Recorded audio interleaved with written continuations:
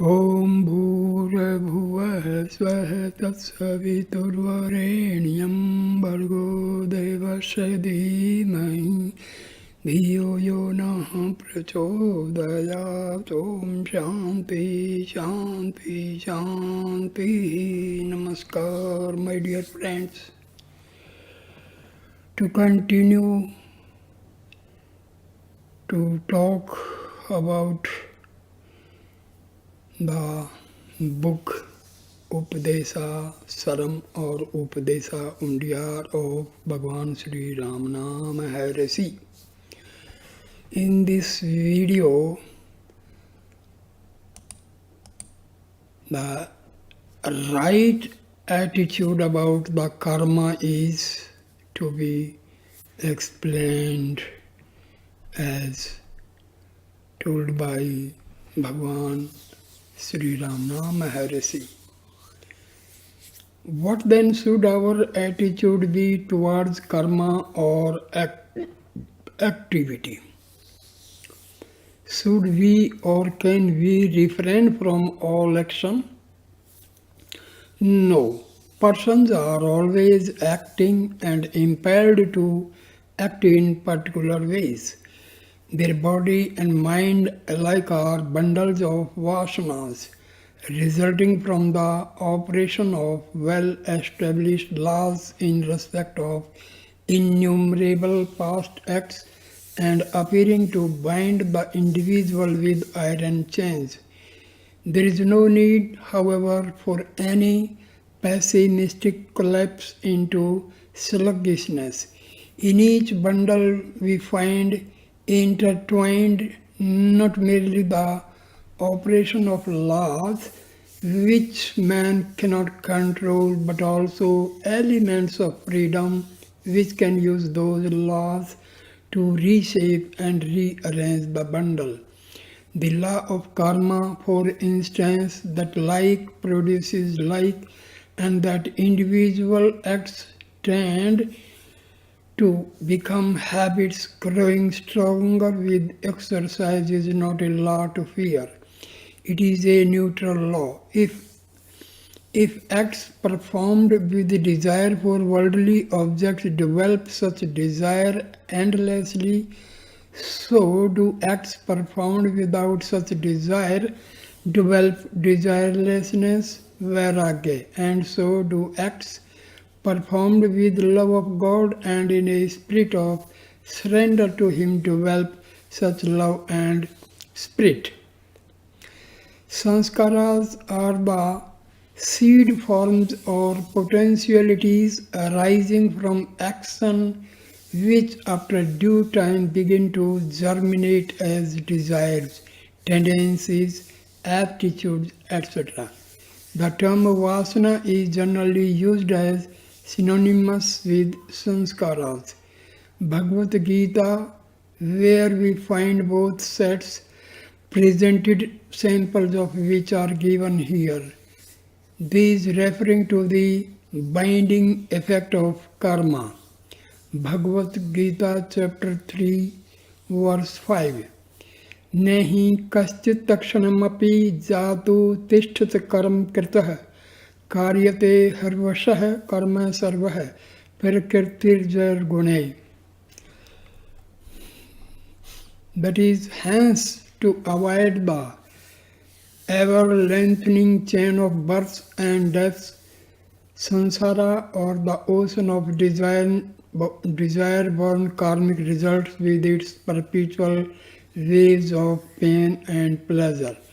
None is inactive even for a moment. All are moved to act involuntarily or by their innate, ingrained and natural qualities or tendencies. Now, Bhagavad Gita chapter 3 verse 33. Sadrishyam chestate savasyaha prakirtirjanarvanapi prakirtim janti bhutani nigraha kim krishyati. That is, even the learned act in accordance with, that is, under pressure of their natural and inborn tendencies. All creatures follow their nature. What can mere interdiction do? Bhagavad Gita, chapter 18, verse 59. Yad ahankaram asritah na yotisya iti manyase mithyese vyavasayaste prakrtistvam niyoksyati. That is, if yielding to your ego of the present moment, you think that you will not engage in battle, you are mistaken. Your nature, that is the accumulated vasanas of the past, will force you into battle. These referring to the elements of freedom. Bhagavad Gita, chapter 6, verse 5. Udharetasmanastvamanam. Let one raise oneself. Bhagavad Gita, chapter 3, verse 34. Tayorna vasham gachet. Yield not to the sway of the two, attraction and repulsion. Bhagavad Gita, chapter 7, verse 14. Devi hesa gunmayi mam maya duratya. Maya, Prakriti, issuing from me and composed of gunas, is hard to transcend, but they transcend her who surrender themselves to me. Bhagavad Gita, chapter 18, verse 63. Vimarsyete deshene yathechasi yatha kruhu. Think on all this and act as you choose. Bhagavad Gita, chapter 18, verse 66. Sarv dharman pritajya mamekam saranam varja. Give up all other dharma, seek refuge in me alone. I will save you from all sin, grieve not. One should ceaselessly curb desire, confine oneself to unavoidable acts, and do these without attachment to their fruit. And the best practical steps to secure non-attachments are: number 1, to turn one's love from worldly objects on to God. 2nd, to surrender every object one has and even oneself to Him. And 3rd, to maintain this spirit of love, surrender and detachment throughout, that is, alike before and at the time of doing what one has to do and of reaping its fruit. With increasing success in such endeavor, one rises to one's fullest stature in God. Karma marga, or path of works. What are the acts generally performed for this purpose? That is, to attain the highest.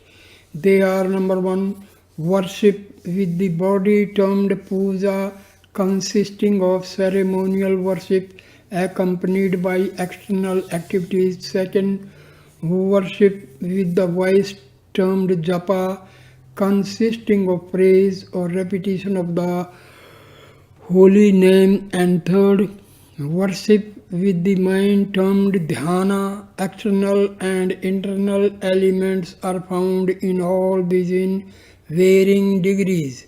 This classification based thereon, though a rough one, is still popular, and Maharshi adopts it and makes a few remarks on each. The advance of an aspirant in inwardliness is often noticeable by his proceeding from a grosser to a finer, from a somewhat external to decidedly more internal form. The higher and keener one's spirit, the finer and simpler is his method of approach, his sadhana. In the beginning of his turn from worldliness, an worldliness, an aspirant may take to ceremonial worship, especially at holy places. The words external and internal are based on the supposition that the body is one's self and that the mind is something spatial inside the brain. Though these are unwarranted assumptions, they are of use in practice to aspirant and mystic. Like Banaras or Rameswar, and be very keen on procuring numerous accessories of worship, that is, silver images and baskets of sacred basil or bale, but later less emphasis is laid on these and more on the praise of God with thrilling hymns and songs. Later still, even these are left behind, and bare repetition of the sacred name japa is felt to be distinctly more advantageous and efficient.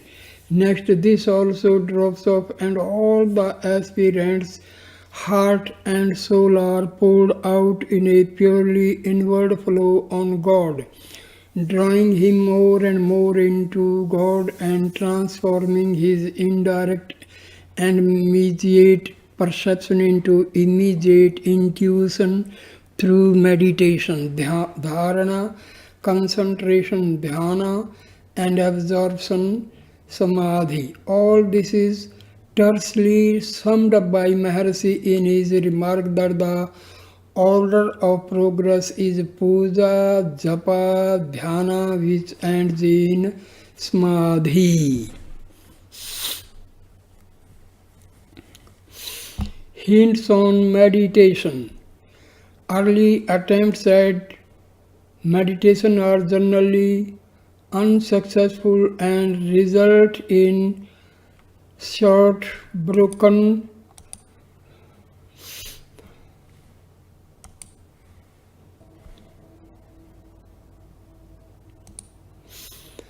Early attempts at meditation are generally unsuccessful and result in short, broken, uneven, and taxing spells of concentration.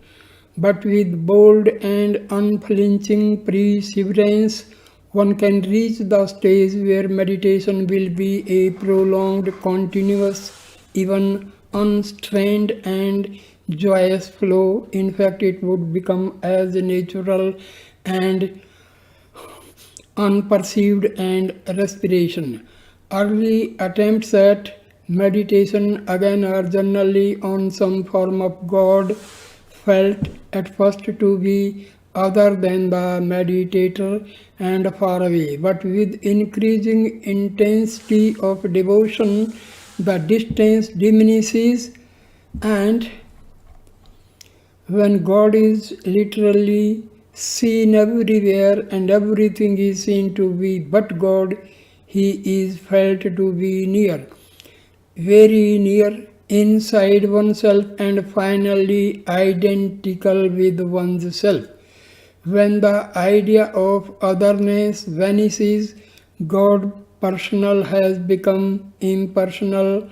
One's ego or personal self also has become impersonal, and both merge in the one, the nameless, boundless being. This truth inculcated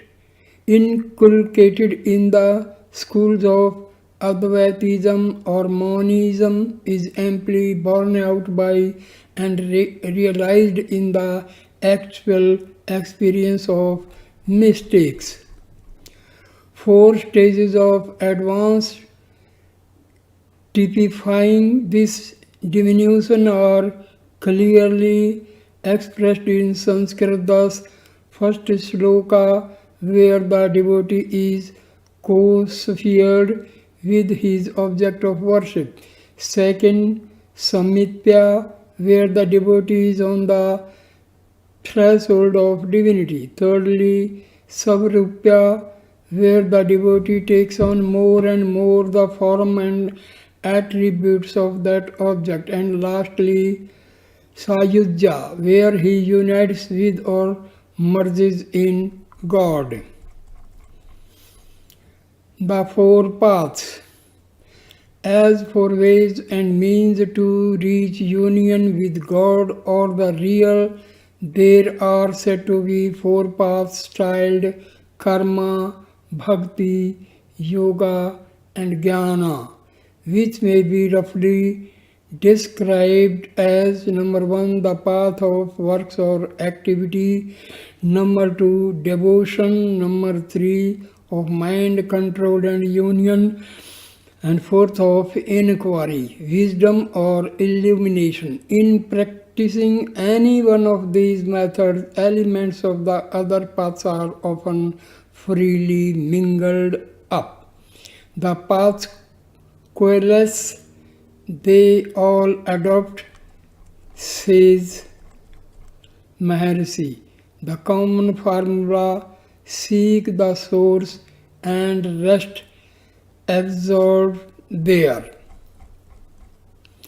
The term mysticism is used in a number of senses.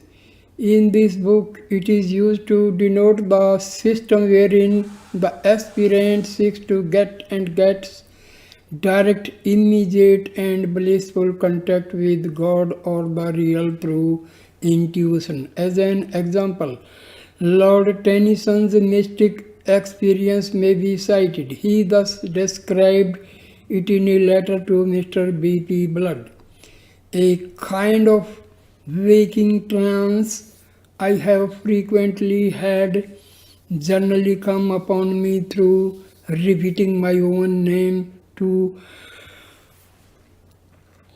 or 3 times to myself, silently, till all at once, as it were, out of the intensity of consciousness of individuality, the individuality itself seemed to dissolve and fade away into boundless being.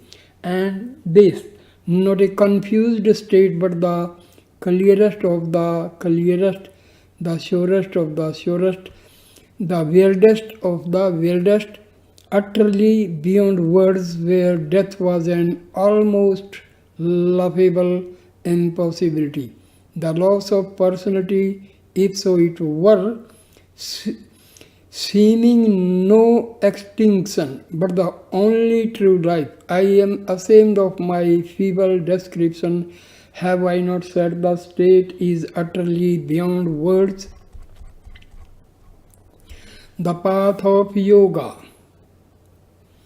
Some observations have already been made about karma marga, or the path of works. One may next dispose of the yoga path, or at least of what is considered by some to be its chief distinguished characteristics, that the attempt to control mind through control of breath.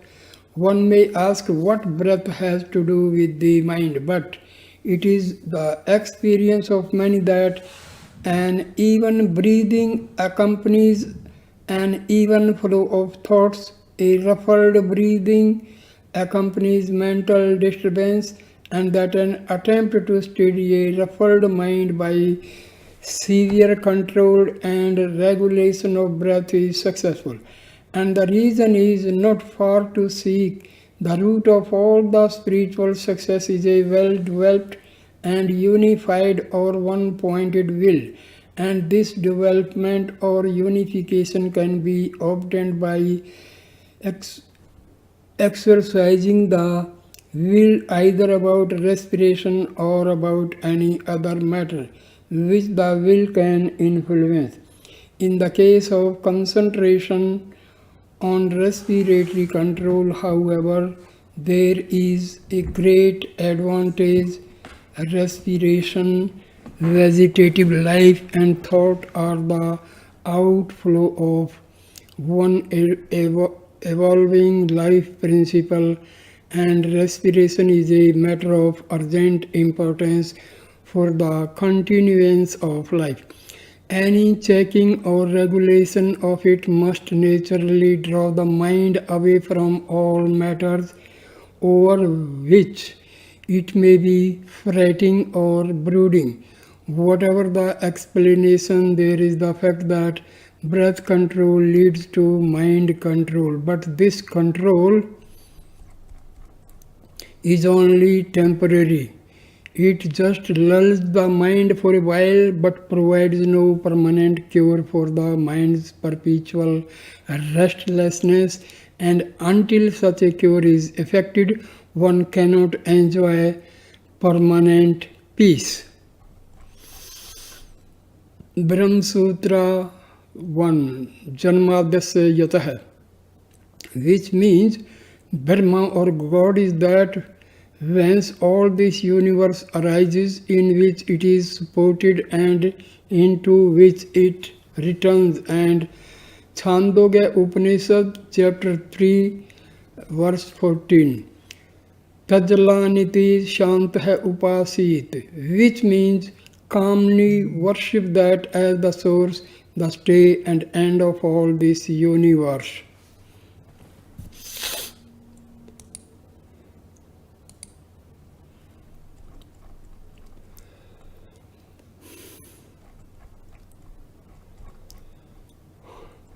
Misconceptions and needless fears. What then is the step or expedient to be adopted? Before discussing it, one may note in passing the term employed to describe this permanent cure for restlessness. It is often described as manonasa, that is destruction of the mind and of the ego or personality, and this has created needless confusion and terror. The reader may be assured that the aspirant is not called upon to become crazy or lunatic or to commit mental or spiritual suicide, but rather to hope till hope creates from its own wreck the thing it contemplates. The extract from Lord Tennyson on a previous page will show that personality and consciousness are not lost in the process of the highest realization, but broadened, deepened, and transformed on such a gigantic scale as to produce at first a weird impression into the clear and broader life of illumination, the only true life where death is impossible. It is the restlessness and other defects and limitations of the mind that are destroyed, and not the mind itself or the person himself. Other terms employed in describing this process of realization, which might shock some, are clear references to the disappearance of God personal and of devotion to Him, and to the apparently audacious claim of the individual worshipper to be he, nay more, to be the impersonal Brahma, which absorbs and swallows up both the worshipper and the God he worships. There is, however, no need to be shocked. Maharshi and all mystics fully recognize that so long as the sense of duality, that is, of one's being a separate individual, is retained, one must revere and worship God, and that this worship itself is the means for attaining the greatest benefit. It is the experience of many mystics that the God personal that they worship takes them onto the impersonal Brahma, that is, to the apparent loss of the individuality of themselves and of personal God. What is true life is without personality as we know it, need not frighten or worry us, where we are still in the dualistic stages. Sufficient into the day is the work thereof. Having trusted to God and to the Guru, we are in safe hands, and if the guidance received takes us to the impersonal, we feel also fearlessness and bliss as part of that crowning achievement. That assurance is given by scripture and is confirmed by the actual experience of Maharshi and other great men of light. Spiritual guidance prepares the way to impersonal realization by gradation of steps, which makes the change almost imperceptible. That is, one is asked to worship God not as existing in a single form or body or under a single name, but in all the objects of the universe. And when reverence is transferred to the entire universe and all objects in it, one's religion becomes impersonal.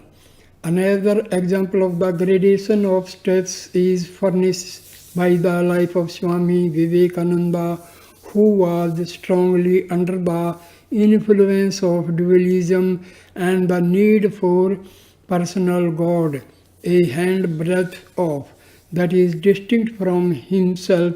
Still, the miraculous touch of his Guru made him realize that differences of individuality are not as certain as they first appear, and that the truth is that differences exist only to be swallowed up in a strange and mysterious manner in the one real.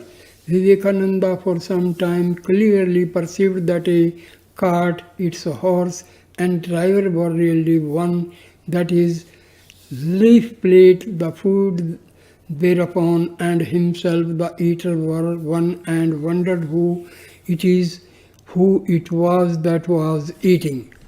Loss of individuality, far from being a shock to devotees, is by no means an uncommon experience among them. Many lose themselves daily in their meditation on God. A gopi's intense love carried her as Sri Krishna Chaitanya's carried his devotion to the point of identification of the self with Sri Krishna God. This is neither shocking nor irreligious, but the height of devotion, and hence the loss of oneself in the impersonal is justly described by Maharshi as the perfection of devotion. So I end the video here and continue in the next video. Thank you for watching this video with patience. Please like, comment and share the video and subscribe the channel. Thank you, my dear friends. Namaskar. Namaskar.